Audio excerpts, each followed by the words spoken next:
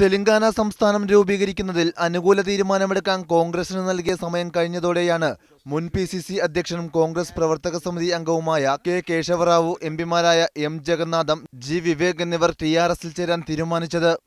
ഞായറാഴ്ച നൈസാം കോളേജ് ഗ്രൗണ്ടിൽ ചേരുന്ന പൊതുസമ്മേളനത്തിൽ ഇക്കാര്യം ഔദ്യോഗികമായി പ്രഖ്യാപിക്കും.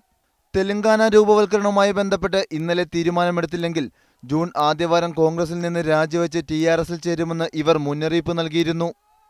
എന്നാൽ ഇതിനുശേഷവും ഇക്കാര്യത്തിൽ തീരുമാനമുണ്ടാകാത്തതിനെ തുടർന്നാണ് രാജിവെച്ചത്. ജി വിവേക് എംപിയുടെ വീട്ടിൽ നടത്തിയ വാർത്താ സമ്മേളനത്തിലാണ് ഇവർ തീരുമാനം അറിയിച്ചത്. It is the Home Minister who gave us the deadline. He said within 1 month he will do it. He did not do it. The other day when we went to the Parliament session, they said by the end of the Parliament session, nothing came.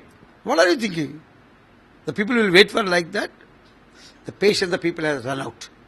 അതേസമയം Telugu Desam party നേതാവായ M Janardhan റെഡ്ഡിയും ടിആർഎസിൽ ചേരുമെന്ന് പ്രഖ്യാപിച്ചിട്ടുണ്ട്. കോൺഗ്രസിൽ നിന്നും ടിഡിപിയിൽ നിന്നും കൂടുതൽ നേതാക്കൾ ടിആർഎസിൽ ചേരുമെന്നും അദ്ദേഹം അറിയിച്ചു. News desk, media 1.